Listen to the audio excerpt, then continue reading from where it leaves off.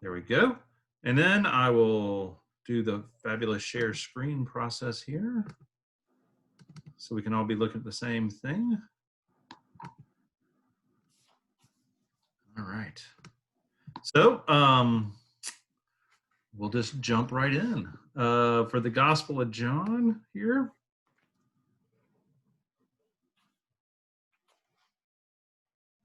Oh, wait. Somehow I muted myself. We'll start now. There we go. Now we'll start with the opening of John. The first 18 verses are known as the prologue of John. And it's known that way because it deals with the beginning. And it's the beginning which sets the stage for all to come. It's a classic prologue like you would see in any novel that is, here are sort of the background. Here's all the info you need so that then the story can start and you'll know what to do and what comes next. And we can say one thing unequivocally, it is completely unlike anything else in the Gospels, in all four of the Gospels. In the Synoptics, Luke starts with the story of Zechariah and Elizabeth, and the story about how, really it's about the nativity with John. Then you have, in Mark starts with a, wait, no, now I have to get them backwards. Mark just starts with baptism. Mark doesn't even have like any sort of birth narrative. He starts straight with Jesus getting baptized. And then Matthew starts with a genealogy and then the Magi showing up, right? So each of those start within what's going on in the life of Jesus or right before, right? How everything starts. The Gospel of John is completely poetry and theology, and it's done at the highest level. It's a fascinating piece, and we could probably spend an entire course. There literally were courses at seminary that would last for like 6 weeks just about the prologue of John, because there's so much going on with it. Well, it just all came out all at once. That's all right.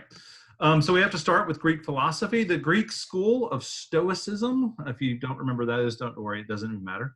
And even back to Heraclitus, who is around 850 BC, there was this understanding of the world, and it was according that everything in the world was really ordered according to what they called the logos. And then there's a definition there that I gave you of logos.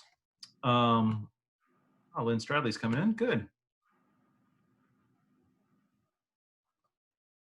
So the definition of logos was this principle originating in classical Greek thought, which refers to universal divine reason, immanent in nature, yet transcending all imperfections in the cosmos and humanity. So that's a whole lot. Let me unpack it a little. That is, most of Greek philosophy operated on the idea that you could observe in nature that there, even though it seemed to be chaos, that there was an underlying order. This is how, if you remember those wonderful days of algebra and trigonometry and all of those other math days where we had like the Pythagorean theory, that was all through Greek philosophy, mathematics, and thought, where we talked about you could observe that there were ways that the world related to each other that could be expressed in philosophy and expressed in mathematics. That there was this underlying order that if you really stopped and paid attention to the world, you would find that deep and underlying order. And the idea of that in Greek thought was the logos, was there was this sort of wisdom of God, the idea of God's ordering of the universe was all part of that. I'm going to pause there because that's a really heavy definition. Does anybody have any questions about that definition or about what the logos is? Because this is one of those things that underlies some of the ideas of what John's going to put out there for you. Glad to see you, Lynn, too. Did the Greeks believe in just one God? No, the Greeks definitely. So there's an interesting process in ancient Greece. They had the pantheon of gods. They had lots and lots of different gods in charge of different things. But as time wore on, some philosophers got really tired of that grouping of gods and started saying, why do we believe in such fickle and ornery people, and why would we want them to be in charge of us? And so there was a branch of Greek thought that started to not necessarily get into monotheism, but definitely had this idea more of the logos and the wisdom of God, and that there was some order, and perhaps there was a greater God or a different set of gods that were more, that were less temperamental, let's say it that way. So they did not have any idea of a monotheistic faith, but there were definitely parts of it that were starting to trend in a way that they wanted something different. Okay, so this logos idea then is translated into word. That's what the logos means, is word. And you probably know this because this is actually a root word that we use in English a lot. Like biology is literally words about life. Logos-ology is how that works. Psychology is words about the mind. All of those end up being very much related to that idea, where logos is that words about. The logos is this dense idea of Greek philosophy. There is that underlying order that can be observed both philosophically, mathematically. And so the logos was the idea that the world was set up with an order. And yes, logic is also related to logos. Both of those are that same connection. And with that in mind, then when we start talking about the first century, most people in the first century knew about logos. Certainly John seems to be, the author of John is playing with this idea in the prologue, because that's the Greek word he uses when he says in the beginning was the Word, and the Word was with God, and the Word was God. He is using logos in that term. So he's doing two things at once. And this is literally the first sentence of the prologue to give you an idea of how dense this is. And when I say he, John, the author of the text, is connecting, first of all, to the opening lines of Genesis, where we should absolutely hear those echoes. In the beginning, God created the heavens and the earth, right? Good old Genesis 1:1. We should hear that first thing, because that's the only other place in the Bible that it happens other than in John 1:1, which was, in the beginning was the Word, and the Word was with God, and the Word was God. And again, we could translate that. We could also just sort of not translate it and say in the beginning was the Logos, and the Logos was with God, and the Logos was God. Give that sort of greater connection to the Greek idea, but it's the same either way. There's this idea that in the beginning there was the mind of God, or there was this eternal wisdom of God. There was this part of God that organizes the entire universe. So John is very clearly connecting these two completely radically different traditions, right? There's Judaism on one hand, by pulling in that idea of in the beginning was the Word, and the Word was with God, and the Word was God. In the beginning, God created the heavens and the earth. And also then Greek philosophy, and he's trying to say something radically different and new with it. The other way of engaging that and saying it is just to look at, there's a little bit farther into Genesis, and I should have looked this up, but it's still in the first chapter, but God refers to himself in the third person, which Christians will immediately say, oh, look, this is God even in the beginning refers to himself as a Trinity. That, of course, Jews would say it's just the royal we, but God will say, what shall we do? What should we do? And there's this idea, again, of there's this Spirit of God hovering over the waters, and there's God, and there's sort of these both and two different images. And John is very much going back and claiming, for Christianity at least, that there is a connected and separate being at the same time, in that he's developing an idea of the Trinity. John doesn't ever develop a fully formed theology of the Trinity, but he at least starts the idea of it. So, in part, like I said, John is connecting those two ancient traditions that were present in Israel-Palestine. And quick background for, if you don't know, Alexander the Great conquered Israel in, what was it, 300 BC, something like that, not too long before this.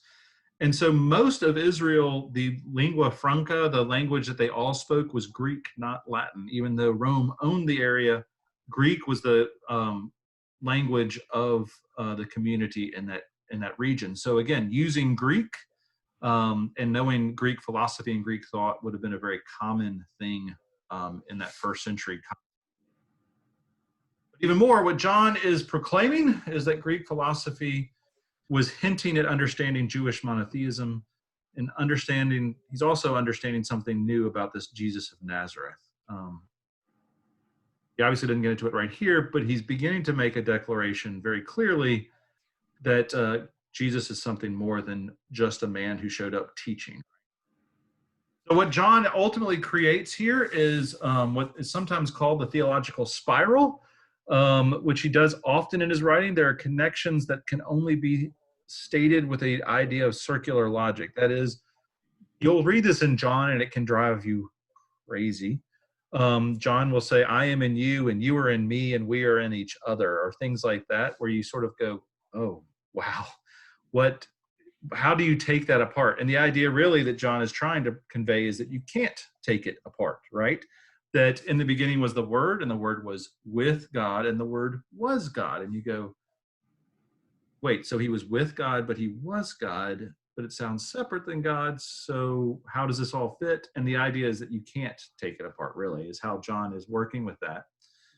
But the larger idea that we'll see as we look at these 18 verses is that here is Jesus, or here is the Word, who is at God's right hand, and he is slowly beginning this spiral descent towards his humanity, towards being incarnate in the person of Jesus. And there's this idea that this is a gradual process so that we understand where we start, so we also know where we're going. So what do I mean by that? So the main thing that John is stating from the start is that before creation, before anything in the world, the Logos, Jesus, is there, right? That Jesus is this eternal being, co-eternal with God, co-creator with God. And it's making a pretty profound theological statement. The funny thing is that in Matthew, Mark, and Luke, especially Matthew, they call it the Messianic secret, because Jesus is literally going like, don't tell anybody I'm the Messiah. And in Mark, he sort of basically is saying like, I'm not sure I am the Messiah. I'm not sure about all of these kinds of things. The Gospel of John is very, very clear from the first line of the text that Jesus is not just the Messiah. He goes way past Messiah. He's not just the Messiah, the chosen one, the anointed of God. He is literally also God. So the philosophical statement that the Logos, or the mind of God, is also the God of Israel, right? He's making that connection, but even that Jesus existed before his birth as an eternal being, which is a radical theological statement. That would not be something that we typically would make of anyone else in the world. And again, while the Synoptic Gospels feature an unwillingness for any declaration that Jesus is Messiah, John declares that Jesus is God. I'll take a quick step back. This is that classic thing that people don't know typically. Messiah and Christ are the same word. They both mean the same thing. Christos and Mesach. The Messiah is just the Jewish term. Christos is the Greek term, and they both just mean the anointed one, the one who is the anointed of God. There is certainly that connotation, the messianic hope, the Messiah of Judaism and the Christ of the New Testament both have that same idea of this is someone who is the anointed, especially appointed of God to do certain things, but it doesn't actually have, like in a strict literary format, doesn't have anything more than just means the anointed one. All right, giving you lots of side info there.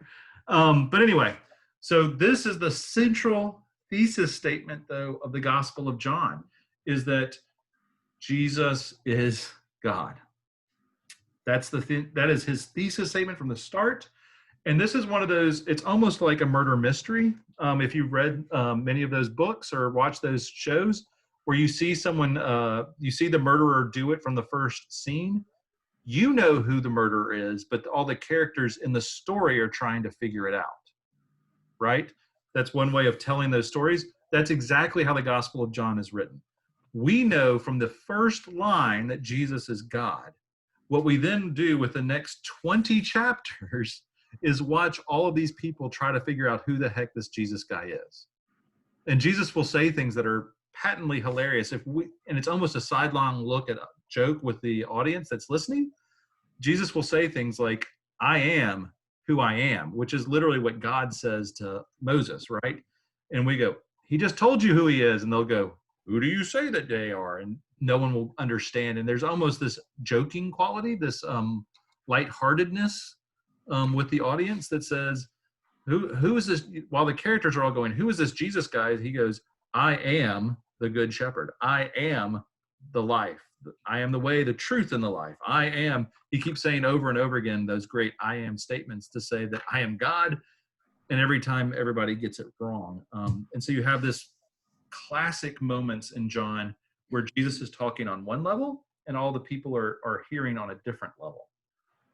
And it leads to parts that we should probably, if not slightly chuckle out, outright laugh at, because it really is that idea that we know what's going on, but no one else does. Here's the key. While the gospel declares it, and Jesus even says it in various forms, only one person in the entire gospel gets it. Anyone know who sees Jesus as God in the Gospel of John? There's only one person in the whole text. John. Nope, not John. I mean, John obviously does, but he's not really recorded in the text that way. Mary Magdalene? Dave says Mary Magdalene. I'm guessing. Nope, not Mary Magdalene even. He gets a bum rap, poor guy, too. Thomas? No. Thomas, who says in 2028, my Lord and my God. He is the only person in the text who finally understands it. Good old Thomas. They call him Doubting Thomas, but really if you look at John purely as a gospel text, as a literary text, Thomas is the Hercule Poirot. He's the only guy who gets it, who finally at the end goes, oh, I know who you are. You're God. Everyone else in the text is bumbling, stumbling, not completely sure. Thomas is the actual hero of the story, which we'll talk about as we go through the text. He shows up 3 times, but Thomas is the one person who understands and makes the final declaration of faith. So, yeah, he is the doubt one. He's the only one who gets it. All right, questions about the background. We'll jump into the full prologue now, but that's the theology, so you have an idea of what we're looking at as we look at those first 18 verses.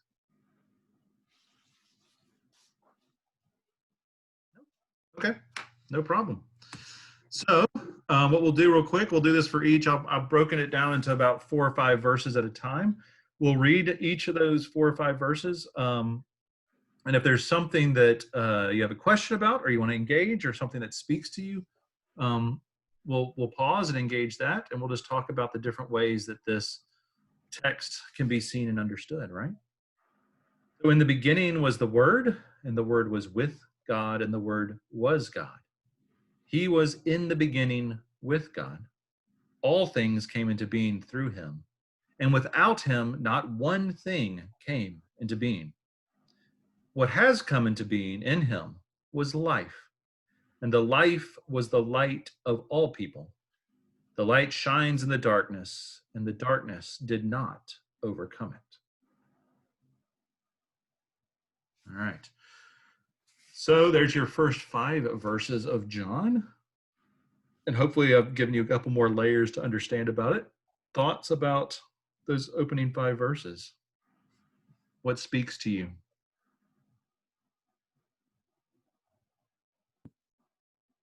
The image of the light. Mm-hmm. Yeah.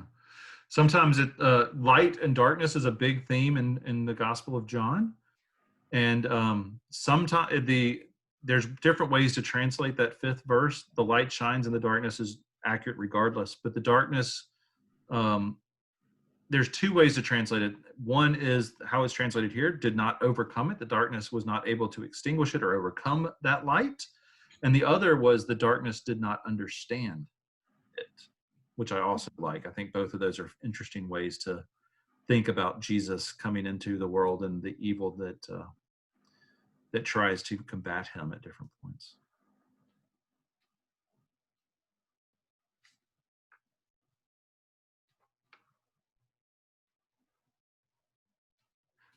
All right. So again, the word is the organizing principle, and the very basis of life and light. And John will use that idea of life and light. Jesus declares himself at different points as, I am the light of the world, and I am the life, the way, the truth, and light. And we'll talk about himself as the light. So he'll use those metaphors repeatedly. Again, this is what any good prologue of a book does, right? It will tell you, here are the different ways to, here are some of the themes I'm setting up for the rest of the book. Anything else about that opening passage?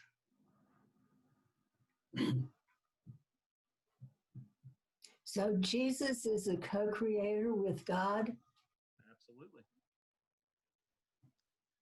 And I mean, if we're going to use John explicitly with this, and to use that Greek idea, it's that Jesus is not only the co-creator with God, he is literally the organizing factor in the world. So all of those things that we probably, some of you may have loved and some may not, but all those things that we learned in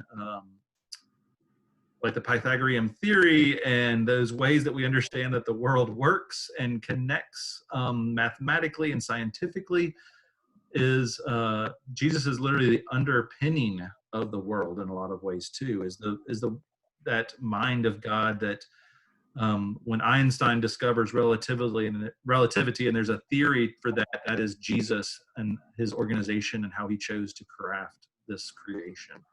So it's all of that. It's sort of creator and continuing creator.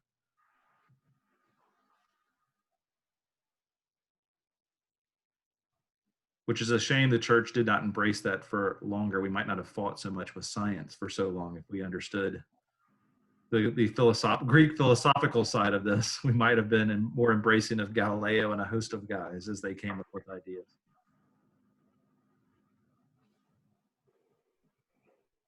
All right.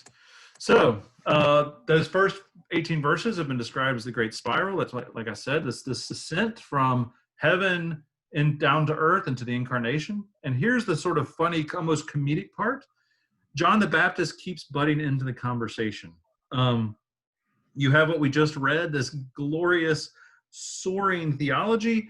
And then you literally have John the Baptist. It's almost like a vaudeville show where somebody jumps in from the side screen and goes, hey guys, what's going on? Don't forget about me. It's a goofy Muppet jumping up. I mean, any kind of thing like that. There's this sort of fascinating thing where John butts in just to say like, oh, don't forget about me, I'm here. And then he disappears and it goes back to that sort of soaring theology. But it is all in there. It's juxtaposed with this random prophet in the desert. So again, we had that great theology, and then all of a sudden there was a man sent from God whose name was John. He came as a witness to testify to the light so that all might believe through him. He himself was not the light, but he came to testify to the light. So while you have all of this grand theological statement, you have this brilliant thought process for the incarnation and all these wonderful things that Jesus is bringing about, and co-creator with God. Here's John as almost comic relief, like, hey, don't forget, there was God named John. I'm here to testify, but I'm not the light. But just, I'll show up in a minute too.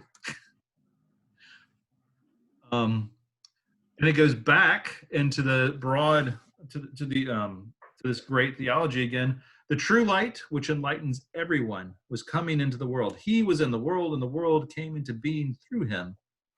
Yet the world did not know him. He came to what was his own, and his own people did not accept him.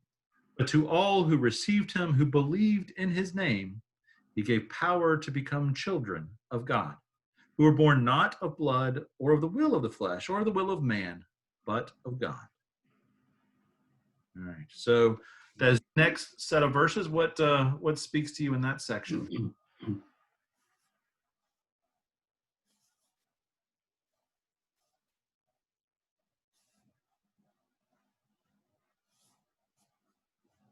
Well, we start to get this reference to the world, which I have seen some people translate as the godless world. Right. Yeah. they'll definitely, and the world is definitely not the bad guy in John, but there is that world. Some of the world knows what's going on, but most does not have a clue what's going on, right? Yeah.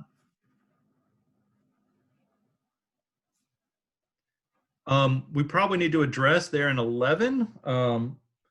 There, John is often listed as perhaps the most anti-Semitic gospel because of lines like that. That's a little bit more coded there than it does later, but certainly it has been used for anti-Semitism, where it will say he came to his own, to Jews and his own people, the Jewish people, the people of Israel, but they didn't accept him. Here is the challenge of Christianity. The reality is Jesus, of course, was a Jew. Paul was a Jew. All 12 of the disciples, and pretty much everyone that we read about in the text, unless they are explicitly listed as a centurion or as a Syrophoenician woman or something else, everyone in the text is Jewish.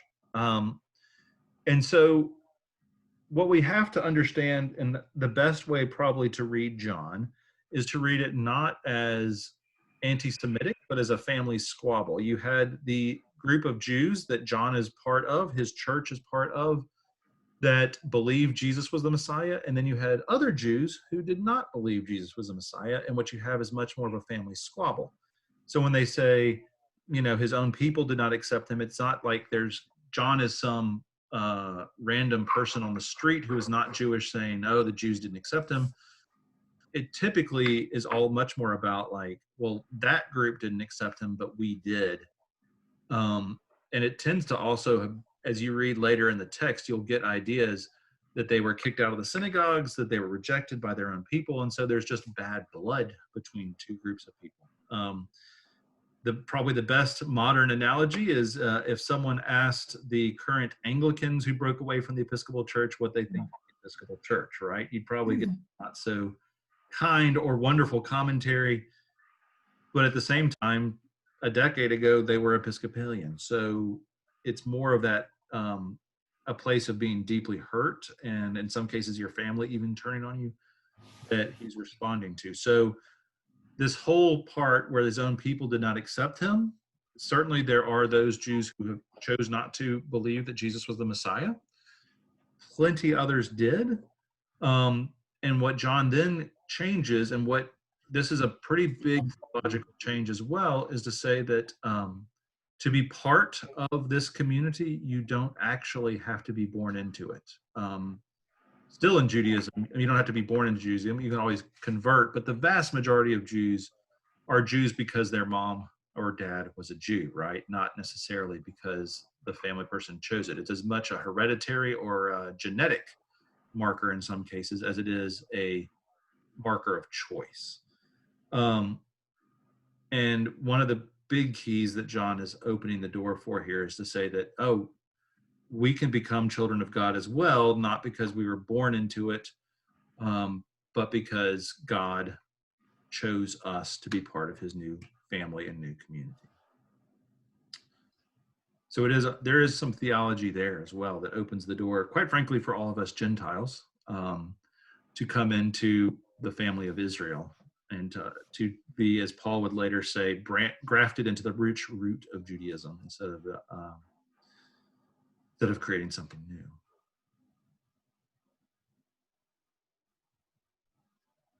Other thoughts about those lights that enlightens everyone in the world? Okay. We'll keep looking ahead. So this is sort of the conclusion of those first 18 verses.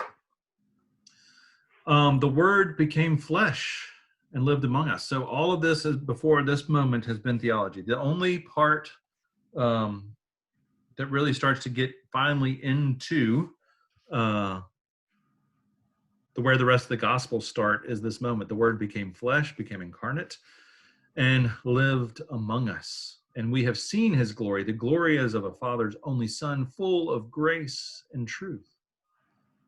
And this time we even get a parenthetical remark. John testified to him and cried out, "This was he of whom I said, he who comes after me ranks ahead of me because he was before."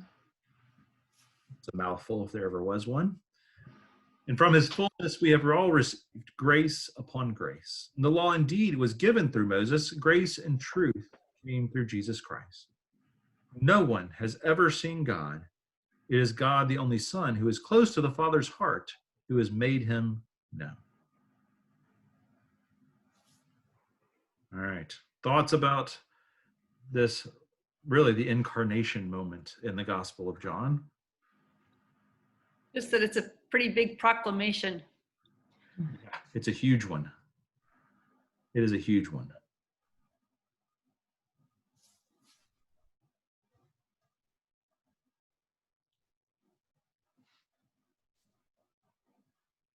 Anyone else have any thoughts on it? We'll walk through it for a second here. So the Word became flesh and lived among us. This is one of those, most of the time, I mean, John is actually a pretty straightforward gospel. There aren't a whole lot of words that are tricky Greek cognates, but sometimes you have a couple here and there that can be. And one of them is here. The term for lived among us is actually best translated as tabernacled among us. If you don't recall, there's a direct connection. Again, this is where John proves that he's a literary soul, if nothing else. Tabernacle is the tent where God dwelled while Moses led Israel through the desert for 40 years.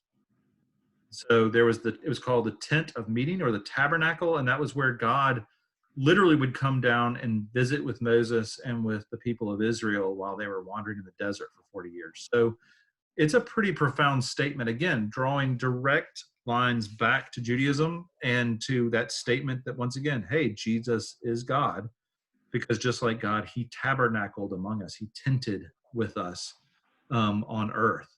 So there's all these connections that are made with that one simple verb usage there that gives a little greater meaning and connection even to the Gospel of John, into his idea. It's certainly not wrong to say he lived among us. That's another way of saying it. But he tabernacled with us, or he tented with us among us, gives you that extra color that John likes to give for a lot of these ideas. That's not just, again, this random guy who shows up who's yet another prophet, and there were lots of prophets in the first century who were declaring one thing or another, but this one is significantly different. This is the one who tabernacles with us, who tents with us, who lives with us in a very different way. I think in a Message, Peterson's paraphrase, it's something like, he pitched a tent and moved right into the neighborhood. I think that's right. Yeah. Yeah, it's a great way. Exactly. Yep. Pitched a tent, moved right in the neighborhood. That's exactly what John would translate it as. I like that one. All right. So again, this is just how I'm going to, as we look at the text each week, this is how we're going to work with it. I'm happy to share some of the things I've learned and seen. And this week is a little bit harder because really what we're dealing with is poetry, right? So we'll look at a story or two a week, and next week we'll get into like the calling of the disciples, and there's much more that we can sort of hang our hat. This one is a tough one because it is pure theology almost. It is theology, and it is poetry, and it is drawing lots of different ideas together to start the text. Next week we'll look at the calling of the disciples and how Jesus brings them together. We'll engage a little scholarship around it, and then I'll just do the same thing we did this week, which I'll just ask y'all if you have thoughts, and if there's something that attaches to your life or where you are, if it opens new worlds for you, and see what happens.